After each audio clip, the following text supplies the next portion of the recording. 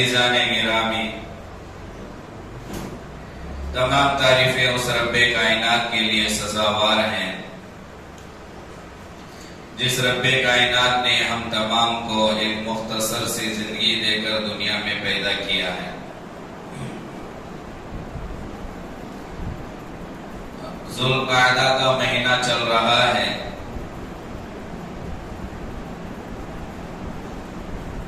کتابوں میں رمضان کے بعد سے جو مہینے 3 ہیں، شوال، ذوالقعدہ، ذوالحجہ کے شروع کے کچھ ایام، انہیں اشہر حج کہا جاتا ہے۔ یہ حج کے مہینے ہیں۔ ان ایام میں، ان مہینوں میں، ان دنوں میں مختلف ممالک سے، مختلف علاقوں سے لوگ حج بیت اللہ کے لیے، بیت اللہ شریف کا حج کرنے کے لیے مکے کی طرف، مدینے کی طرف رواں ہوتے ہیں۔ بہت ساروں نے حج کیا، بہت سارے حج کا ارادہ رکھتے ہیں، عمرے کا ارادہ رکھتے ہیں۔ گزشتہ جمعہ حج کے لیے جانے والوں کے لیے، حج کا ارادہ رکھنے والوں کے لیے کچھ باتیں سامنے آئیں۔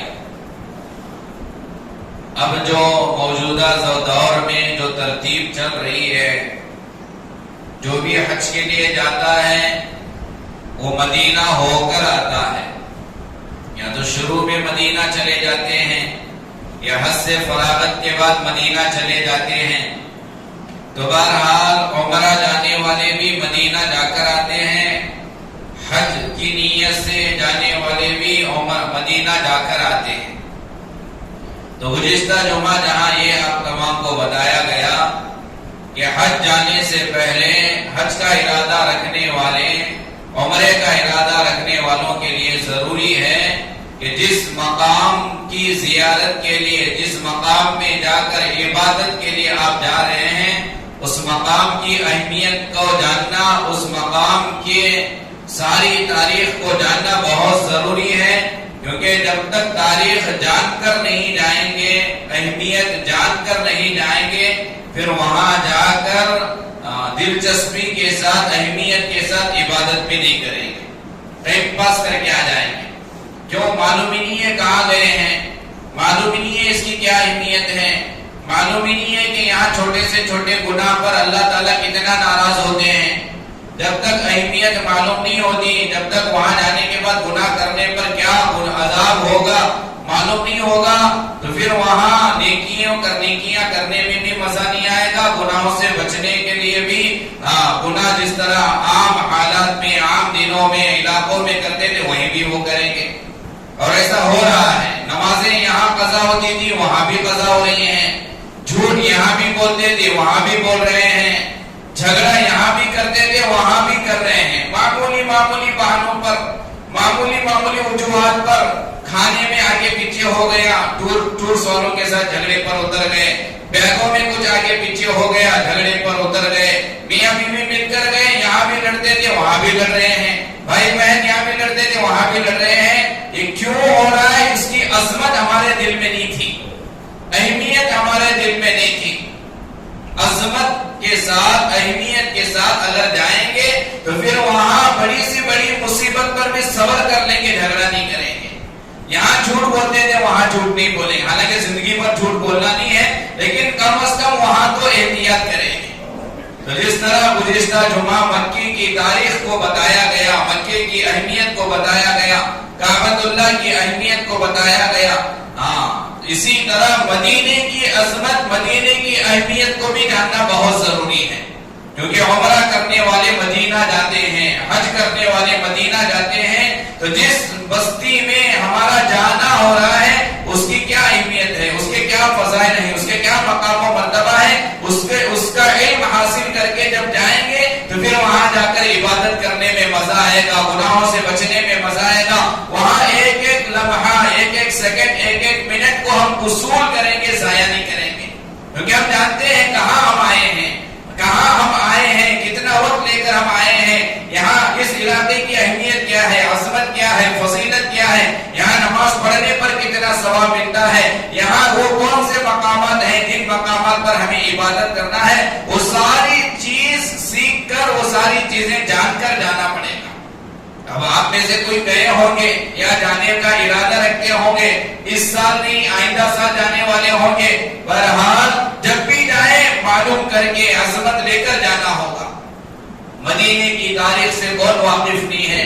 مدینے کی عظمت سے کون واقف نہیں ہے؟ اس سے بڑی فضیلت، اس سے بڑی عظمت بتانے کے لیے اس سے بڑی دلیل اور کون سی ہو سکتی ہے کہ اللہ تبارک و تعالی نے اپنے محبوب جناب محمد رسول اللہ صلی اللہ علیہ وسلم کو جب مکہ المکرمہ میں نبی علیہ السلام کا ولادت کی جگہ، ولادت کا مقام، ولادت کا علاقہ، اس علاقے میں جب مکے والوں نے ستایا، تکلیفیں دی، طرح طرح سے تکلیفیں نبی علیہ السلام کو مکے والوں نے پہنچایا، تو اللہ کے نبی علیہ السلام کو ہجرت کرنے کا جب حکم آیا، اللہ کے نبی علیہ السلام کی ہجرت گاہ، اللہ کے نبی علیہ السلام کی ہجرت کرنے کے لیے جس شہر کا اللہ نے انتخاب کیا وہ مدینہ المنورہ ہے۔ نبی کی ہجرت کے لیے جس شہر کا سلیکٹ اللہ نے کیا ہے، جس شہر کا انتخاب اللہ نے کیا ہے، وہ واقعی شہر عظمت والا، وہ واقعی شہر فضیلت والا، وہ واقعی شہر جس شہر میں نبی کو جانے کا حکم دیا گیا، جس شہر میں نبی کو رہنے کا حکم دیا گیا، کیونکہ میں نے پچھلے جمعہ میں آپ کو بتایا کہ نبی علیہ السلام عام لوگوں کی طرح نہیں ہوتے۔ اللہ کے نبی علیہ السلام کو کسی جگہ سے کسی جگہ جانا بھی ہوگا تو وہ اللہ کی اجازت سے ہی جانا پڑے گا۔ ہم جہاں چاہے سفر کر سکتے ہیں، جہاں چاہے ہم جا سکتے ہیں، ہمارے کسی علاقے کو جانے کے لیے کوئی رکاوٹ نہیں۔ صحابہ بھی جہاں چاہے جا سکتے تھے، اسی لیے صحابہ کو نبی نے کہا جاؤ حبشہ، جاؤ حبشہ، لیکن نبی نے نہیں گیا۔ نبی نہیں گئے، کیوں نہیں گئے؟ نبی کو بھی ستایا جا رہا تھا، نبی کو بھی مکے والے تکلیف دے رہے تھے، لیکن اللہ کے نبی نے حبشے کی ہجرت کیوں نہیں کی؟ کیونکہ اللہ کا حکم نہیں ملا تھا، اللہ کا حکم نہیں آیا تھا۔ تو اللہ کے نبی علیہ السلام کو کسی علاقے کے سفر کرنے کے لیے بھی اللہ کے حکم کی ضرورت پڑتی ہے۔ تو اللہ نے نبی کی ہجرت کے لیے جس شہر کا انتخاب کیا، جس شہر کو سلیکٹ کیا، وہ مدینہ المنورہ ہے۔ اور قربان جائیے اللہ تبارک و تعالیٰ نے بھی کیسے شہر کا انتخاب کیا۔ مدینہ وہ شہر تھا نبی کے ہجرت کرنے سے پہلے، نبی کے مدینہ جانے سے پہلے اس شہر کا نام بھی مدینہ نہیں تھا، اس شہر کا نام یثرب تھا۔ کتابوں میں یثرب بھی لکھا ہے، یثرب بھی لکھا ہے، بہرحال اس شہر کا نام بھی مدینہ نہیں تھا، یثرب تھا۔ اور ایسا شہر جس شہر میں جانا کوئی پسند نہیں کرتا، نہیں، اگر مثال کے طور پر روٹ اگر یثرب سے ہوتا ہوا ہے تو وہاں گئے بغیر دوسرے راستے سے لانگ روڈ کا استعمال کر کے جاتے تھے، کوئی اس شہر میں داخل ہونا پسند نہیں کرتا تھا۔ کیوں؟ کیونکہ لوگوں کا یہ عقیدہ بنا ہوا تھا، اور واقعی میں وہاں کی آب و ہوا اتنی خراب تھی کہ جو بھی یثرب چلا جاتا تھا بیمار ہو جاتا، وبا کا شکار ہو جاتا تھا، بیمار ہو جاتا تھا۔ حدیث میں ہے حضرت ابوبکر رضی اللہ عنہ، حضرت بلال رضی اللہ عنہ کے بارے میں حضرت عائشہ رضی اللہ عنہ فرماتی ہے، حضرت ابوبکر بھی جب مکے سے مدینے کی طرف ہجرت کر کے آئے، حضرت بلال بھی مکے سے مدینے کی طرف ہجرت کر کے آئے، تو حضرت ابوبکر بھی اس وبا کے شکار ہو گئے۔ حضرت ابوبکر کو بھی بخار آ گیا، عام بخار کی طرح وہ بخار نہیں ہوتا تھا، شدید قسم کی بخار ہوتا تھا۔ حضرت ابوبکر بھی بخار میں مبتلا، حضرت بلال بھی بخار میں مبتلا۔ حضرت عائشہ رضی اللہ تعالی عنہ اللہ کے نبی علیہ السلام کی خدمت میں حاضر ہو کر نبی علیہ السلام سے عرض کیا، اے اللہ کے رسول، ابوبکر اور بلال وبا کے شکار ہو گئے، انہیں بخار آیا ہے، سب بخار میں مبتلا ہیں۔ تو حضرت ابوبکر کو بھی وہ وبا لگی، حضرت بلال کو بھی وہ وبا لگی۔ تو بتانا یہ ہے مدینہ جو یثرب جس کا نام تھا نبی کے ہجرت سے پہلے، نبی کے اس جگہ جانے سے پہلے وہ وبا والی بستی تھی، جہاں کی آب و ہوا صحیح نہیں تھی، جہاں جو بھی چلا جاتا تھا بیمار ہو جاتا تھا، کوئی اس علاقے میں جانے کے لیے پسند نہیں کرتا تھا۔ اللہ تبارک و تعالیٰ نے اس جگہ کا، اس علاقے کا انتخاب نبی کی ہجرت کے لیے کیا۔ کیوں؟ علماء نے کیوں؟ کیونکہ نبی کے داخل ہونے سے پہلے، نبی کے اس مقام میں آنے سے پہلے، اگرچہ وہ علاقہ، جس علاقے میں جانا لوگ منحوس سمجھتے تھے، جس علاقے میں داخل ہونے سے لوگ بیمار ہو جاتے تھے، اللہ تعالیٰ قیامت تک آنے والے اپنے بندوں کو، انسانوں کو یہ پیغام دینا چاہتا تھا، میرا محبوب ایسی برکتوں والا ہے، میرا محبوب ایسی رحمتوں والا ہے، جس علاقے میں میرے محبوب کے مبارک قدم پڑے اس علاقے کی حالت کو ہم بدل دیں۔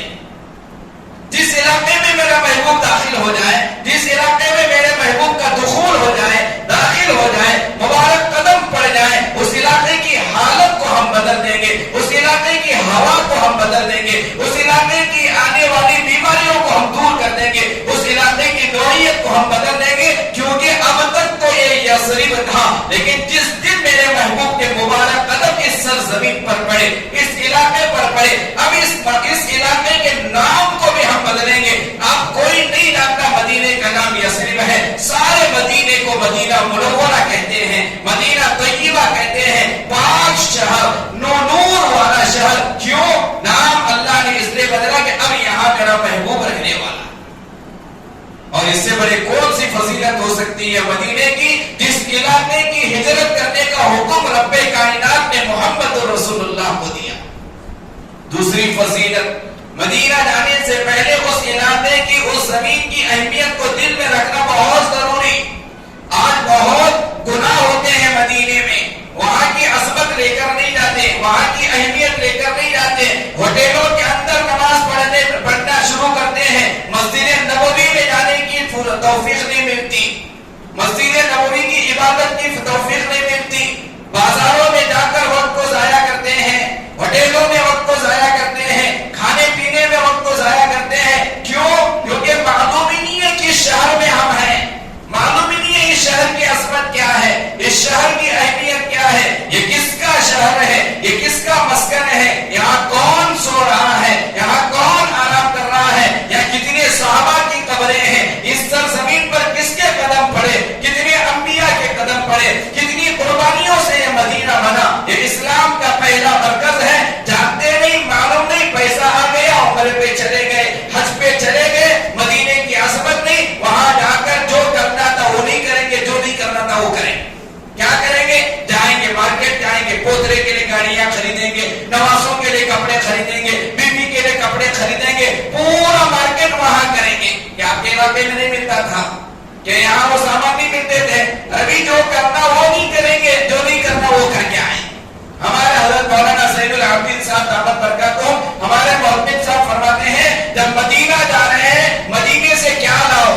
جب اپنے وطن واپس آؤ، اپنے علاقے واپس آؤ، اپنے ملک واپس آؤ، کیا لاؤ؟ ہمارے حضرت فرماتے ہیں جب مدینے سے تم واپس اپنے علاقے کو آؤ، نبی کے اخلاق کو لے کر آؤ، نبی کے اخلاق، نبی کے اخلاق کے ساتھ تمہاری واپسی ہو، نبی کے درد کے ساتھ تمہاری واپسی ہو، نبی کے کڑک کے ساتھ تمہاری واپسی ہو، نبی کے غم کے ساتھ تمہاری واپسی ہو۔ سامان سے بھرا ہوا تھیلا لانا کوئی کمال نہیں ہے، پہلے ہی بتا کر چلے جانا، حج کو جاتے وقت، عمرے کو جاتے وقت میں وہاں سے کچھ نہیں لاؤں گا، لاؤں گا تو صرف دو چیزیں لاؤں گا سامان کی شکل میں، میں مکے سے زمزم لاؤں گا، مدینے سے کھجورے لاؤں گا، تیسری چیز نہیں لاؤں گا۔ یہ نیت لے کر جانا، ہاں پہلے ہی بتا کر جانا نوازوں کو، پہلے ہی بتا کر جانا بچوں کو، پہلے ہی بتا کر جانا پوتروں کو، بیوی کو، بھائیوں کو، بہنوں کو، کہ کوئی امید نہیں رکھنا، نہ میں سامان خریدنے کے لیے جا رہا ہوں، نہ کھلونے خریدنے کے جا رہا ہوں، میں حج کے لیے جا رہا ہوں، عمرے کے لیے جا رہا ہوں، صرف 15 دن لے کر جا رہا ہوں، 40 دن لے کر جا رہا ہوں، 30 دن لے کر جا رہا ہوں۔ یہ میرے زندگی کے بہت ہی خاص ایام ہے، یہ میرے زندگی کے بہت اہم دن ہے، لہذا ان دنوں میں خریداری میں وقت کو ضائع نہیں کروں گا، لہذا میں کوئی چیز نہیں خریدوں گا، صرف میں زمزم لے کر آؤں گا، کھجورے لے کر آؤں گا، تیسری چیز نہیں لے کر آؤں گا۔ لیکن اب کیا ہو رہا ہے؟ اتنا لگیج حاجیوں کا واپسی پر پریشان ہو جاتے ہیں، ایروپلین کے اندر پریشانی ہی پریشانی، یہ معاشرے میں بگاڑ آ گیا۔ اس لیے ہمارے حجوں کی وجہ سے اللہ کائنات کا نظام نہیں بدل رہا، عمرے پہ عمرے کر رہے ہیں لاکھوں لوگ، لیکن علاقے کی جو پرانی حالت تھی وہی حالت، کعبۃ اللہ کا غلاف قیامت تک پکڑ کر دعا کرتے رہے، اور نیت میں کھول ہو، اور نیت عمرے کی نہ ہو، سامان خریدنے کی ہو، نیت غلط نیت لے کر جائیں، لوگ مجھے حاجی کہیں، معتمر کہیں، میں نے اتنے حج کے یہ کہیں، غلط نیت لے کر قیامت تک جائیں گے، کعبے کا گلاف پکڑ کر حجر اسود کا بوسہ دے دے کر دعا کریں گے، کبھی دعا قبول نہیں ہونے والا جب تک خلوص نیت نہیں ہوگی، نہیں ہونے والا۔ اب کتنے ہندوستان سے حجاج کرام جا رہے ہیں، آپ نہیں جانتے کیا انہوں نے ملک کی سلامتی کے لیے دعا نہیں کی ہوگی، ملک میں امن آنے کے لیے دعا نہیں مانگا ہوگا، ملک کے اندر حالات سازگار ہونے کے لیے دعا نہیں کیا ہوگا؟ اتنے حجاج کرام کا کعبۃ اللہ میں کھڑے ہو کر، مکے میں رہ کر، حجر اسود کے پاس کھڑے ہو کر، ملتزم سے چمٹ کر، حجر اسود کا بوسہ دے کر، وہاں کی عبادتیں کر کر، عمرے سے فارغ ہو کر، طواف سے فارغ ہو کر، نمازوں سے فارغ ہو کر کتنی دعائیں مانگی ہوگی، لیکن پھر بھی حالات کیوں نہیں بدل رہے؟ معلوم ہوتا ہے اخلاص کے ساتھ جانے والے بہت کم ہو گئے، صحیح نیت لے کر جانے والے کم ہو گئے۔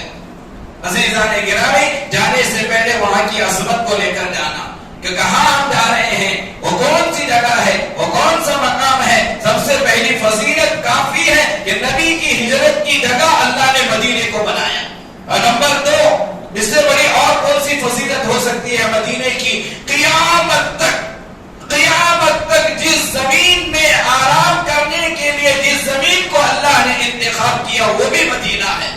میرے اور آپ کے آقا جناب محمد رسول اللہ صلی اللہ علیہ وسلم قیامت تک مدینے میں آرام کر رہے ہیں، تو وہ زمین کتنی مبارک، وہ زمین کتنی برکتوں والی، وہ زمین کتنی رحمتوں والی، جس زمین پر تاجدار مدینہ قیامت تک آرام کریں گے، جس زمین پر شافع محشر قیامت تک آرام کریں گے، جس زمین پر سرور کائنات قیامت تک آرام کریں گے، جس زمین پر اللہ کا لاڈلا قیامت تک آرام کرے گا، جس زمین پر اللہ کا محبوب قیامت تک آرام کرے گا، وہ زمین کتنی مبارک ہے، اس کی عظمت کو لے کر جانا ہے۔ وہاں کی ایک ایک چیز کی عظمت، وہاں کی ایک ایک چیز کی تاریخ کو لے کر جانا۔ پہلی چیز نبی کی ہجرت کی جگہ مدینہ، دوسری چیز نبی کے آرام کرنے کی جگہ مدینہ، نمبر 3 اس زمین کی عظمت یہ ہے جیسا کہ میں نے بتایا وبا والی زمین تھی، جو بھی وہاں مدینہ چلا جاتا تھا بیمار ہوتا تھا۔ اللہ کے نبی کی خدمت میں حضرت عائشہ نے کہا اس وبا کے شکار ابو بکر ہو گئے ہیں، بلال ہو گئے ہیں۔ اللہ کے نبی علیہ الصلوۃ والسلام نے اس وقت میں مدینے کے لیے دعا مانگی، مدینے کے حق میں اللہ کے نبی نے دعا کی، اے اللہ مدینے سے ساری یہ وبا ختم فرما، یہاں جو وبا ہے اس وبا کو ختم فرما، بیماری کو ختم فرما، اسے تو منورہ بنا، مطہرہ بنا، اے اللہ یہاں آنے والا بیمار نہ ہو بلکہ یہاں آنے والے کو تو شفا دے۔ حضرت مولانا رشید احمد گنگوئی رحمت اللہ علیہ مفتی دارالعلوم دیوبند ہیں، اتنے عشق رسول ان کے دل میں اترا ہوا تھا۔ حضرت مولانا رشید احمد گنگوئی رحمت اللہ علیہ کے بارے میں کتابوں میں لکھا ہے، حضرت مولانا رشید احمد گنگوئی رحمت اللہ علیہ بیٹھے ہوئے تھے، حضرت مولانا حسین احمد مدنی رحمت اللہ علیہ عمر حج سے فارغ ہو کر رشید احمد گنگوئی رحمت اللہ علیہ کی خدمت میں حاضر ہوئے۔ حاضری دینے کے بعد حضرت مولانا رشید احمد گنگوئی رحمت اللہ علیہ ہماری طرح نہیں تھے کہ ہم اگر کوئی حج سے آتا عمرے سے آتا تو کہتے میرے لیے کیا لائے ہو، کپڑے لائے ہو، ٹوپی لائے، امامہ لائے ہو۔ وہ تو مفتی رشید احمد گنگوئی رحمت اللہ علیہ تھے، ان کے دل میں نبی کی عظمت تھی، نبی کی محبت تھی، مدینے کی عظمت و محبت ان کے دل میں بھری ہوئی تھی۔ مولانا رشید احمد گنگوئی رحمت اللہ علیہ اپنے شاگرد رشید، اپنے مرید خاص حضرت مدنی رحمت اللہ علیہ سے سوال کیا، حضرت سے کہا حسین احمد مدنی سے، او حسین احمد مدنی میرے لیے نبی کے روزے کی مٹی نہیں لائے؟ نبی علیہ الصلوۃ والسلام کے روزے مبارک کے پاس کی مٹی میرے لیے نہیں لائے؟ مرید بیٹھے ہوئے تھے، مریدوں نے کہا حضرت آپ کھجور مانگتے سمجھ میں آتا، آپ مکے سے زمزم لائے ہو پوچھتے سمجھ نہیں آتا، لیکن آپ نے پوچھا تو کیا پوچھا؟ نبی کے مدینے کی زمین کی مٹی کو آپ نے پوچھا۔ آخر آپ نے مدینے کی مٹی کو کیوں مانگا؟ مٹی کو مانگنے کی کیا وجہ ہے؟ حضرت مولانا رشید احمد گنگوئی رحمت اللہ علیہ نے جواب میں کہا کہ وہ میرے مریدوں سن لینا، تم تو وہاں کے کھجور سے محبت کرتے ہو، وہاں کے پانی سے محبت کرتے ہو، رشید وہ ہے جہاں مدینے کی مٹی کو رشید سرما بنا کر استعمال کرتا ہے۔ یہ ہے عشق نبی، یہ ہے مدینے سے محبت، یہ ہے مدینے کی عظمت۔ ایسی محبت لے کر جائیں گے، ایک ایک سیکنڈ ضائع نہیں کریں گے، ایک ایک منٹ ضائع نہیں کریں گے۔ حضرت مولانا رشید احمد گنگوئی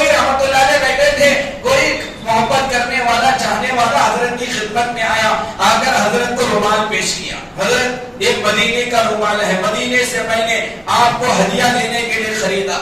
یہ مدینے کا رومال ہے, مدینے میں میں نے خریدا اور آپ کے لیے میں نے خریدا تاکہ میں آپ کو ہدیہ دوں.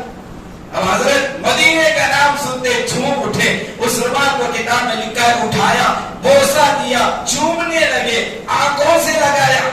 مجمع بیٹھا تھا, مریدین بیٹھے تھے, شاگرد بیٹھے تھے.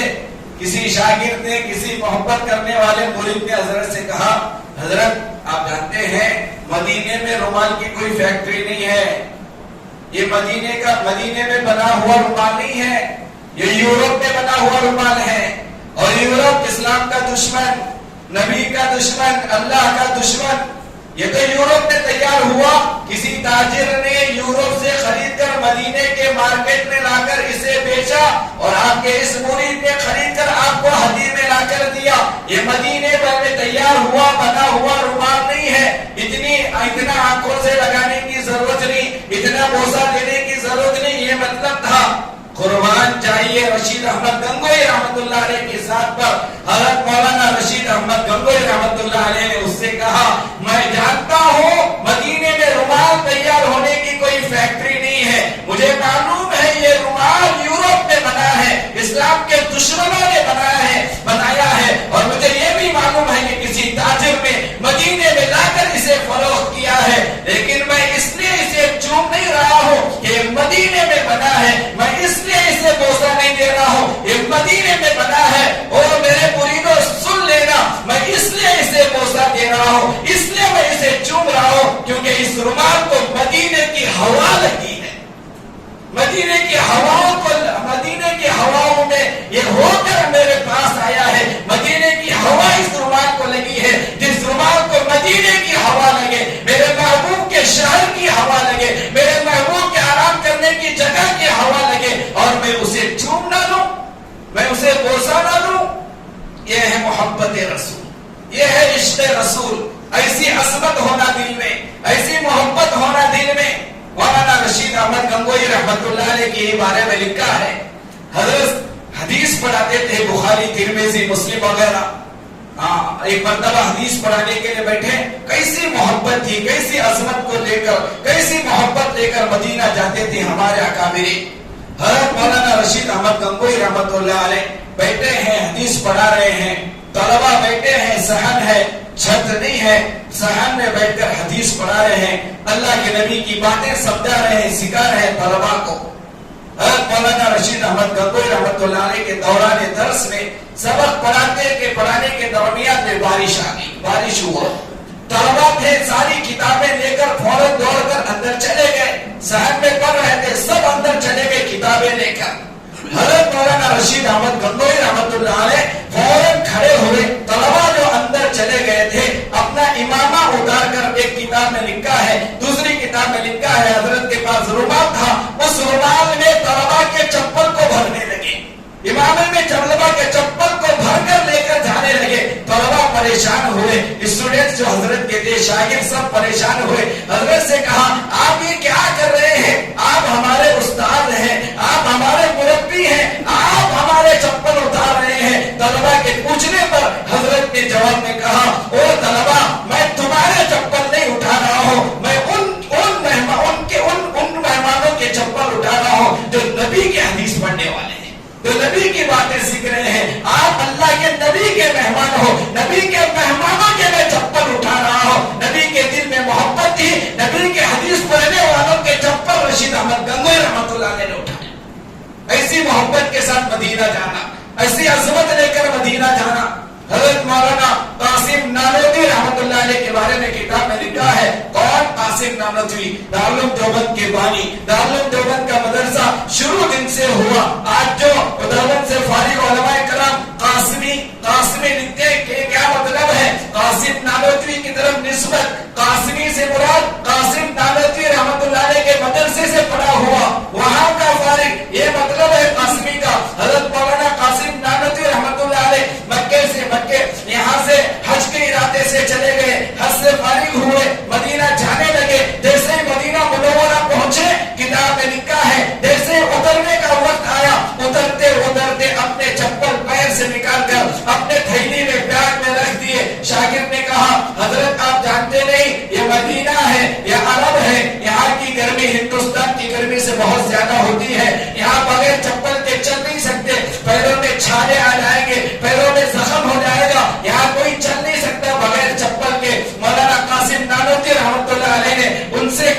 پیر زخم ہو جائے ہو جانے دو، پیر میں چھالے آئے آ جانے دو، قاسم نانوتوی مدینے کے اندر میرے نبی کے شہر میں چپل کے ساتھ چل نہیں سکتا، چپل کے ساتھ گھوم نہیں سکتا.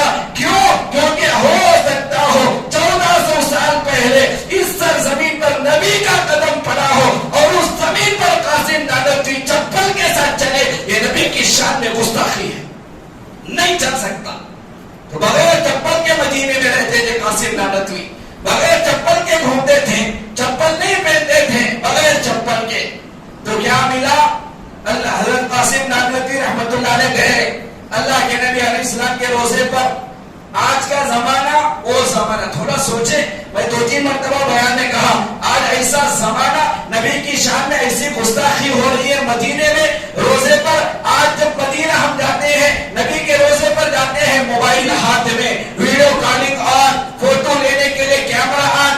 اللہ کے نبی کے پاس جا کر کیسے سلام کرنا سیکھے ہی نہیں، ابو بکر کو کیسے سلام کرنا سیکھے نہیں، عمر رضی اللہ عنہما کیسے سلام کرنا سیکھے نہیں، جانے کے آداب معلوم نہیں. کیوں؟ کہیں کو سیکھوں، میرے پیسے سے میں جا رہا ہوں، میرے پاس مال میں جا رہا ہوں، میں کہیں کو غالب کے پاس جا کر سیکھوں. یہ لے کر جائیں گے، جا کر سیلفیاں لے کر وقت گزاری کر کیمرے کے اندر وقت گزاری کر ویڈیو کالنگ پہ وقت گزاری کر کے آئیں گے.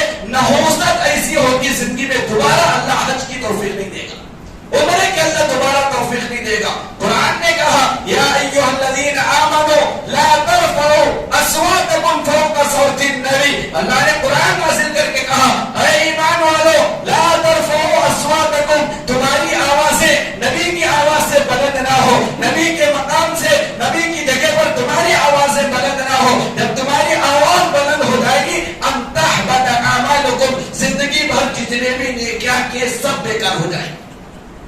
انتہ قرآن کہہ رہا ہے یا ایھا الذین آمنوا لا تقدموا بین یدی اللہ ورسولہ واتقوا اللہ ان اللہ سمیع علیم. یا ایھا الذین آمنوا لا ترفعوا اصواتکم فوق صوت النبی ولا تجهروا له بالقول كجهر بعضکم لبعض. آپس میں ایک دوسرے کے ساتھ جیسے گفتگو کرتے ہیں، بلند آواز کے ساتھ جس طرح باتیں کرتے ہیں، نبی کے سامنے نبی کے روزے پر نہیں کرنا. قرآن قیامت تک آنے والے انسانوں کے لیے ہے. یہاں ایک سوال پیدا ہو سکتا ہے، اب تو نبی نہیں رہے، نبی کے سامنے آواز بلند کرنے کا یہ تو صحابہ کے لیے حکم تھا، لیکن تفسیر میں مفسرین نے لکھا ہے نبی کے روزے پر جا کر بھی بلند آواز سے باتیں نہیں کرنا چاہیے. وہاں بھی ایسے ہی رہنا جیسے نبی کے زندگی میں رہتے ہیں، نبی کی موجودگی میں جس انداز میں رہنا ہے، نبی کے روزے کے پاس جا کر بھی ویسے ہی رہنا. تو آج کا یہ دور حضرت مولانا قاسم نانوتوی رحمت اللہ علیہ کے بارے میں لکھا ہے. حضرت مولانا قاسم نانوتوی گئے روزے کے پاس، اندر جانا تھا نہیں گئے، کھڑے ہو گئے باہر. شاگردوں نے پوچھا حضرت یہاں تک آئے خوشی خوشی محبت کے ساتھ، جیسے روزہ سامنے آئے یہاں کھڑے ہو گئے، اندر کیوں نہیں آ رہے، قریب کیوں نہیں جا رہے؟ قاسم نانوتوی تھے، عشق رسول ان کے دل میں تھا، عاشق سچے عاشق رسول تھے. مولانا قاسم نانوتوی رحمت اللہ علیہ نے شاگردوں سے کہا اندر آنے کی ابھی مجھے اجازت نہیں ملی ہے، یعنی اللہ کے نبی کی ابھی مجھے اجازت نہیں ملی. اللہ تھوڑی دیر رکے پھر اندر گئے. کیا مطلب؟ اب نبی نے اجازت دی قاسم آ اندر بات کر، میں بات کے لیے تیار ہوں. ہے کوئی آج ایسا ایمان لے کر، ایسی محبت لے کر، ایسا عشق لے کر جائیں گے؟ آج بھی ہمارا یہ عقیدہ ہے، جس کا یہ عقیدہ نہیں وہ مومن نہیں، مسلمان نہیں. ہمارا یہ عقیدہ ہے آج بھی نبی قبر میں زندہ ہے، ہمارے سلام کا جواب سنتے ہیں، ہم تو سفارش کی درخواست کرتے ہیں، نبی سنتے ہیں. معاف کرنا، میں کسی کو ٹارگٹ کر کے نہیں کہہ رہا ہوں. اگر داڑھی نکال کر، داڑھی مڈا کر، پینٹ شرٹ پہن کر نبی کی سنت کو چھوڑ کر جا کر سلام کریں گے، کیا نبی سلام کا جواب دیں گے؟ کیا نبی ہماری باتیں سنیں گے؟ زندگی پوری سنت سے خالی، زندگی پوری ہیرو کے طریقے پر، کرکٹ پلیئروں کے طریقے پر، پوری زندگی دوسروں کے طریقے پر. آیا پیسہ گیا عمرے کو، گیا حج کو، جا کر نبی کے روزے پر سلام کرے گا تو کیا سلام کا جواب دیا جائے گا؟ تھوڑا سوچیں. وہ تھے قاسم نانوتوی جس نے نبی کے شال میں کبھی چپل نہیں پہنا اور روزے کے باہر کھڑے ہو کر کہا کہ اجازت ملنے تک یہی کھڑا رہوں گا، اندر سے نبی جب اجازت دے کے اندر آؤں گا. گئے اندر، تھوڑی دیر اندر گئے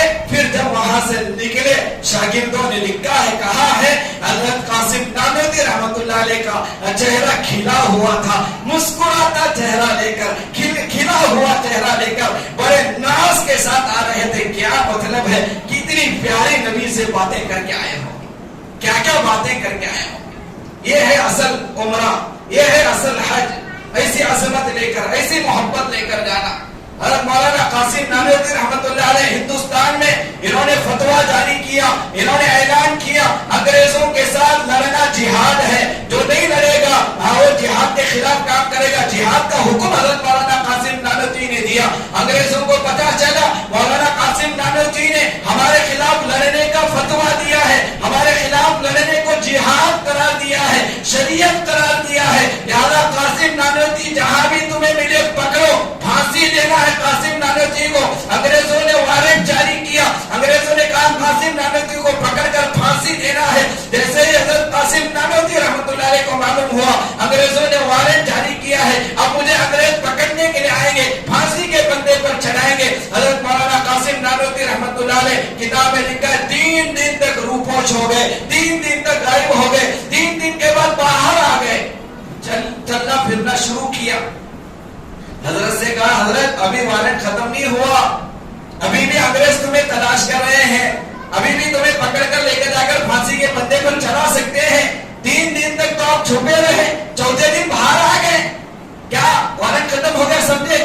حضرت نے کہا او پاگلو, میں انگریز سے ڈر کر 3 دن چھپا نہیں تھا, انگریز کے وارنٹ سے ڈر کر, پھانسی سے ڈر کر میں چھپا نہیں تھا. میں 3 دن نبی کی سنت ادا کرنے کے لیے روپوش ہو گیا تھا, نبی کی سنت کو زندہ کرنے کے لیے 3 دن میں چھپا تھا. کیونکہ میرا نبی جب ہجرت کر رہا تھا مکے سے مدینے کی طرف, ہمارا نبی غار ثور میں مکے کے کافروں سے بچنے کے لیے 3 دن غار ثور میں بیٹھے تھے. اس سنت کو زندہ کرنے کے لیے میں بھی 3 دن اندر بیٹھا تھا. 3 دن سے زائد میرا نبی غار ثور میں نہیں تھا, میں بھی 3 دن سے زائد روپوش نہیں ہوگا. یہ ہے سنت. متبع سنت انہیں کہتے ہیں, سنت کی اتباع کرنے والے انہیں کہتے ہیں. اور نوجوانوں, سال میں ایک مرتبہ 12 ربیع الاول کو ظہر کی نماز چھوڑ کر ہرا جھنڈا لے کر عاشق رسول کا نعرہ لگانے سے عاشق رسول نہیں بنتے. عاشق رسول ایسے نہیں بنتے. عاشق رسول بننا چاہتے ہو ان اکابرین کی زندگی اٹھا کر پڑھو, کیسی محبت تھی نبی کی ان کے دلوں میں. حضرت مولانا اسلم شیخ پوری رحمت اللہ علیہ خطبات اسلم میں ایک واقعہ لکھا ہے. پڑوس ملک کے بہت بڑے عالم دین گئے مدینہ, کھانے کے لیے بیٹھے تھے, دیکھا کہ ایک عرب لڑکا ہے, 10-15 سال چھوٹا لڑکا ہے, غریب دیکھنے سے معلوم ہو رہا تھا, غریب گھرانے کا ہے. تو حضرت کھا رہے تھے, کھانے کے دوران یاد نہیں مجھے حضرت کا, لکھا ہے کتاب میں واقعہ. ایسے کھانے کے لیے بیٹھے تھے, غریب عرب گھرانے کا لڑکا تھا. انہوں نے کہا کھانا کھاؤ گے؟ کہا کہ کھاؤں گا. اب کھانے کے لیے بیٹھا تو وہ کھانے لگا. اب جانتے ہیں جب کوئی غریب فقیر جو 2-3 وقت کا کھانا نہ کھایا ہو, جب کھانے کے لیے بیٹھتا ہے تو کتنی تیزی سے کھاتا ہے. کھانے لگا, انہیں رحم آیا, پوچھا کیا پڑھتے ہو؟ کہا کچھ پڑھتا نہیں ہو. تو انہوں نے کہا کیا ہمارے ملک آؤ گے؟ اس نے کہا کہ آؤں گا. جب تم ہمارے ملک آؤ گے ہم تمہیں پڑھائیں گے, سکھائیں گے, اچھا بنائیں گے, بڑا بنائیں گے, ہاں تمہیں بہت سکھائیں گے, بہت پڑھائیں گے. تم تیار ہو کر ہمارے ساتھ آنا, ہم تمہیں لے کر جائیں گے پاکستان, ہمارے ملک کو. وہ لڑکا راضی ہوا, تیار ہوا. اب جب دوسرا دن آیا تو وہ لڑکا تیار ہو کر پورے کپڑے وغیرہ پیک کر کے آیا ان کے ساتھ. اب جیسے ان کے ساتھ آنے لگا, تھوڑی دیر تک چلنے کے بعد اس لڑکے نے, چھوٹی عمر 10-12 سال, لکھا ہے کتاب میں عمر, اس نے اس مولانا سے کہا آپ جب مجھے اپنے ملک لے جا رہے ہو تو اس کا لکھا ہے مولانا نے اس طرح یوں گھوم کر مسجد نبوی کی طرف گھوم کر اللہ کے نبی علیہ السلام کے گنبد خضرا کی طرف اشارہ کر کے ان سے پوچھا کیا یہ گنبد بھی تمہارے ملک میں ہے؟ یہ ہے تمہارے ملک میں؟ انہوں نے کہا بیٹا تجھے سب کچھ مل سکتا ہے لیکن یہ خزانہ صرف اسی شہر میں ہے, یہ خزانہ اسی شہر میں ہے, ہمارے ملک میں نہیں. فوراً اس چھوٹے سے بچے نے اور مولانا سے کہا مجھے میری فقیری پسند ہے, مجھے میرا بھوکا رہنا پسند ہے, لیکن میں اس گنبد کو چھوڑ کر یہاں سے آنے والا نہیں. یہ ہے محبت رسول, یہ ہے عشق رسول. ایسی محبت لے کر مدینہ جائیں گے, ایسا عشق لے کر جائیں گے, وہاں سے آنے کو جی نہیں چاہے گا, وہاں پوری زندگی قربان کرنے کو جی چاہے گا. اسی لیے حضرت عمر پوری زندگی دعا کرتے تھے اے اللہ کے, اے اللہ بے بابا کی رسول, تیرے رسول کے شہر میں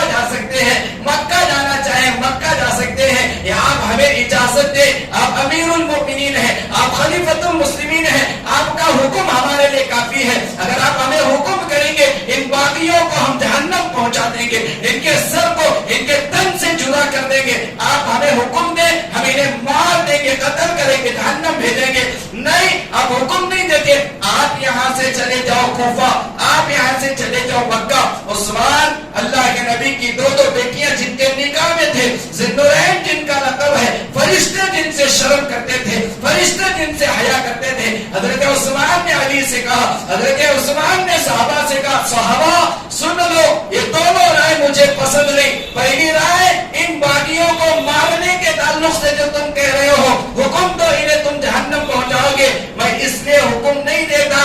اگر تم انہیں مارو گے, جہنم میں پہنچاؤ گے, مدینے میں خون بہے گا. میرے نبی کے شہر میں خون بہے, عثمان کو پسند ہے. اور دوسرا, ٹھیک ہے آپ چلے جائیں مدینہ چھوڑ کر کوفہ, آپ چلے جائیں مکہ. حضرت عثمان نے کہا عثمان کی موت آئے تو مدینے میں آئے, عثمان نبی کا شہر چھوڑ کر جانا یہ بھی پسند نہیں کرتا. یہ ہے محبت رسول, یہ ہے عشق رسول. نہیں جا سکتا. حضرت امام مالک رحمۃ اللہ علیہ پوری زندگی دعا کرتے تھے, اللہ مدینے کے اندر موت آئے, مدینے میں موت آئے, میں مروں تو مدینے میں مروں, میرا انتقال ہو تو مدینے میں انتقال ہو. امام مالک پوری زندگی دعا کرتے تھے. ایک مرتبہ رات میں سوئے, اللہ کے نبی کی خواب میں زیارت ہوئی, اور صلی اللہ علیہ وسلم نبی کی خواب میں زیارت ہونا کتنی بڑی نعمت. آج ہمارے خوابوں میں گندی لڑکیاں آتے ہیں تو ہم خوش ہو جاتے ہیں. یہ ہے نبی کی, کبھی زندگی میں دعا مانگا ہم نے, نبی کی زیارت اللہ ہمیں نصیب فرما. جس نبی کی امت میں ہم پیدا ہوئے ہیں, اللہ زندگی میں موت سے پہلے اس نبی کی زیارت ایک مرتبہ مجھے نصیب فرما. اس کے لیے میں ہر طرح کی قربانی دینے کے لیے نہیں مانگا, تو دنیا مانگا, پیسہ مانگا, دولت مانگا, دنیا مانگتے ہیں دعا میں, کبھی نبی کی زیارت کی دعا کرنے کی توفیق ہمیں نہیں ملتی. امام مالک آرام کیے, اللہ کے نبی کی خواب میں زیارت ہوئی. اللہ کے نبی علیہ الصلوۃ والسلام سے خواب میں وہی سوال, اللہ کے نبی مجھے موت کب آئے گی, آپ مجھے اگر بتا دیں تو اس دن میں یہاں رہوں گا, مدینے میں جاؤں گا نہیں باہر. میری خواہش تمنا ہے مدینے میں رہنے کی, اگر مجھے آپ بتا دیں کہ میری موت کون سے دن آ رہی ہے, اس دن میں یہی رہوں گا, میری تمنا پوری ہو جائے گی. تو امام مالک خواب میں نبی سے سوال کیا, اللہ کے نبی کوئی جواب نہیں دیے. اللہ کے نبی نے یوں اشارہ کیا, 5. چلے خواب ختم. علامہ ابن سیرین رحمت اللہ علیہ خواب کے تعبیر بتانے میں سب سے بڑے تعبیر بتانے والے اس زمانے میں زندہ تھے. امام مالک رحمت اللہ علیہ کو سمجھ میں نہیں آیا اللہ کے نبی نے کیا کہا. 5 دن کے بعد مرنے والا ہوں, 5 مہینے کے بعد, 5 ہفتے کے بعد, 5 سال کے بعد, کب مرنے والا پتہ ہی نہیں چلا. 5 کہاں, 5 گھنٹے کے بعد بھی ہو سکتا ہے, 5 کچھ سمجھ میں نہیں آیا. علامہ ابن سیرین کی خدمت میں اپنے ایک شاگرد سے کہا کہ خواب دیکھنے والا کون ہے بتانا نہیں, کس نے خواب دیکھا بتانا نہیں, صرف جا کر بتانا کہ ایک بندے نے اس طرح خواب دیکھا ہے اور اس کی تعبیر کیا ہے, نبی نے یوں اشارہ کیا ہے, اس کی تعبیر معلوم کر کے آنا. شاگرد گئے ابن سیرین رحمۃ اللہ علیہ کے پاس, کہا کہ ایک بندے نے اس طرح کا خواب دیکھا ہے, اس کی تعبیر کیا ہے. علامہ ابن سیرین نے کہا امام مالک سے بڑھ کر کوئی اور ایک خواب نہیں دیکھ سکتا, یہ خواب دیکھنے والا مالک ہی ہے, امام مالک کے علاوہ کوئی یہ خواب ہی نہیں دیکھ سکتا. اس کے بعد علامہ ابن سیرین نے کہا جاؤ جا کر امام مالک سے کہنا 5 دن, 5 مہینے, 5 سال مراد نہیں ہے. اللہ کے نبی نے قرآن مجید کی ایک آیت کی طرف اشارہ کیا ہے. وہ آیت کیا ہے, جس آیت میں اللہ نے کہا ہے 5 چیزوں کا علم اللہ کے علاوہ نبی بھی نہیں جانتا. یہ ہے, تم مجھے پوچھ رہے ہو موت کب آئے گی مالک کی, یہ علم اللہ ہی کو معلوم ہے, میں بھی نہیں جانتا. ان اللہ عنده علم الساعہ, اللہ ہی جانتا ہے قیامت کب آئے گی. وینزل الغیث, بارش کب برسے گا. یعلم ما فی الارحام, ماں کے پیٹ میں جو رحم ہے اس رحم کو جاننے والا بھی اللہ ہی جانتا ہے. یہاں ایک سوال آپ کے ذہنوں میں آ سکتا, آج کل اسکیننگ کی مشین آئی, 4 مہینے میں ہی معلوم پڑتا بیٹا ہے بیٹی ہے, لڑکا لڑکی, اس کے بارے میں کیا قرآن تو کہتا ماں کے پیٹ میں کیا ہے اللہ کے علاوہ کوئی نہیں جانتا. آج مشین تو بتا رہی ہے, جواب انشاءاللہ آئندہ کبھی سنایا جائے گا. اور بہت ہو رہا وَيَعْلَمُ مَا فِي الْأَرْحَامِ, جلدی آئیں گے تو بتایا جائے گا انشاءاللہ. 1-10 پر 2-4-5 رہتی, یہ سب بعد میں آنے والے ہیں.